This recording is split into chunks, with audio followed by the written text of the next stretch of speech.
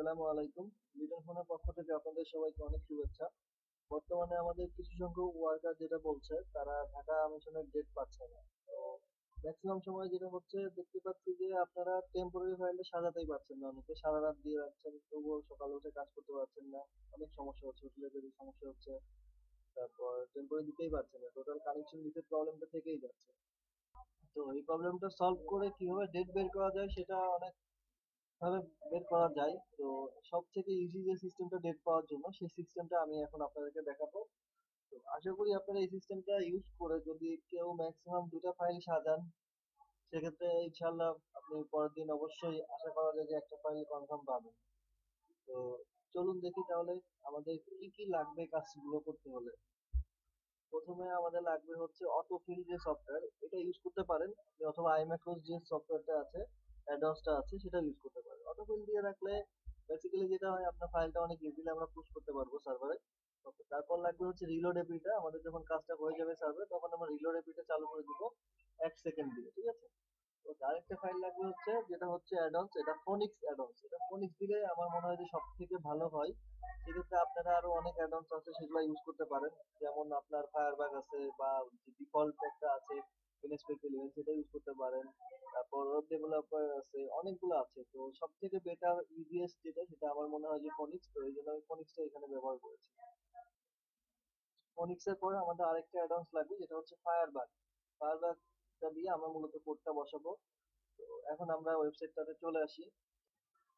এখন আমরা আমাদের যে ফাইলটা আছে, ফাইলটা বসানোর জন্য আমরা কি করব, সেটা হচ্ছে আপনার ফিল্ম রেজিস্টার অ্যাপ্লিকেশন আসবে। আমরা বিজিবি ফাইল দিয়ে কাজ করবো, এখানে টেম্পোরারি ফাইলটা দিয়ে কাজ করছি না, বিজিবি দিয়ে কাজ করবো। বিজিবি দিয়ে আপনার কাজ হচ্ছে। তো ফিল্ম রেজিস্টার অ্যাপ্লিকেশনে ক্লিক করলাম।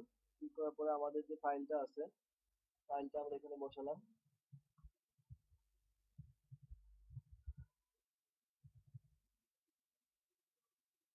ফাইলটা বসানোর পর আমরা ফাইলটা অটো ফর্ম যেটা আছে, অটো ফিল, এটাতে নিয়ে নিলাম। ওকে, এখন ঢাকা মিশনটা সিলেক্ট করলাম। ঢাকা মিশন সিলেক্ট করে আমরা no appointment dates are available এই পেজটাতে চলে আসলাম। এই পেজটা এরকম খোলা থাকবে। ওকে, এখন আমরা আবার আগের যে ওয়েব সার্ভারের যে আমাদের ওয়েবসাইটের যে পেজটা ছিল, মূল পেজ, হোম পেজ, সেখান থেকে আবার আরেকটা প্রিন্ট রেজিস্টার অ্যাপ্লিকেশনে ক্লিক করব। তাহলে এখন খেয়াল করবেন যে এখানে দুইটা ট্যাব হয়েছে, একটা ভিসা অ্যাপ্লিকেন্ট অ্যাপ্লিকেশন রিপ্রিন্ট, আর একটা হচ্ছে অনলাইন রেজিস্ট্রেশন। তো এটা এরকমই থাকবে, এটা কাটা যাবে না। আর এখানে ভিসা অ্যাপ্লিকেশন রিপ্রিন্ট যেটা আছে, এখানে আমরা আবার যে ফাইলটা দিয়েছিলাম ওই ফাইলটা আবার বসাবো।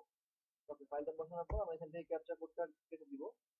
তো এখন যে কাজটা করতে হবে সেটা হচ্ছে আমাদের যে কোড আছে, আমরা কোডটা বসাবো। সেই জন্য আমাদেরকে কি করতে হবে, রাইট বাটনে যে কোনো জায়গায় মাউসটা রেখে রাইট বাটনে একটা ক্লিক করতে হবে। ক্লিক করার পরে ইনস্পেক্ট এলিমেন্ট উইথ ফায়ারব্যাগ নামে যে অপশনটা আছে, এখানে একটা ক্লিক করতে হবে। এখানে ক্লিক করার পর আমরা দেখতে পাবো যে অনেকগুলো অপশন এসেছে। তো আমরা এত কোনো অপশনে যাব না, আমরা জাস্ট সিম্পলি এখানে কনসোল নামে যে অপশনটা আছে এখানে একটা ক্লিক করব। ক্লিক করার পর আমাদের কাছে যে কোডটা আছে এই কোডটা পুরোটা কপি করে আমরা এখানে এইখানে যে কনসোলের যে এখানে পেজটা আছে এখানে আমরা পেস্ট করে দিব। পেস্ট করার পর এখানে দেখেন অনেকগুলো অপশন আছে, রান, ক্লিয়ার, কপি। তো আমরা এখান থেকে রান করাবো। রান করালে আমরা যেটা দেখতে পাবো, এইখানে খেয়াল করুন যে দুটো অপশন এসেছে, নতুন দুটো অপশন এসেছে। তো এতটুকুই কাজ আমাদের। এখন কি করতে হবে, এখন কাজটা হচ্ছে জাস্ট এটা কেটে দিলাম।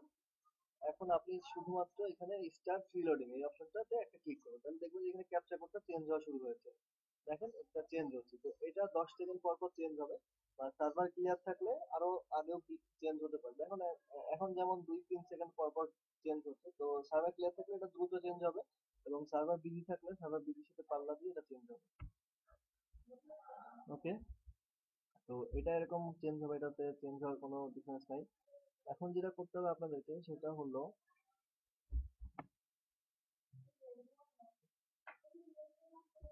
আপনারা জাস্ট ওয়েট করবেন, এটা রাতের বেলা এইভাবে সাজিয়ে রাখবেন। জাস্ট এই পেজটা এরকম থাকবে, রিলোড নিতে থাকবে, আর এই পেজটা এরকমই থাকবে, ঠিক আছে?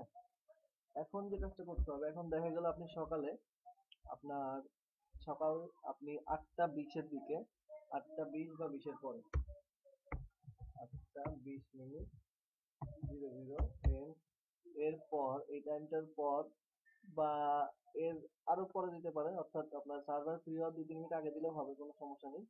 সেক্ষেত্রে আপনি কি করবেন, এই পেজটা কেটে দিবেন। তখন এটা যেমনি আছে এমনি থাকবে, জাস্ট আপনি এখান থেকে এটা কেটে দিবেন।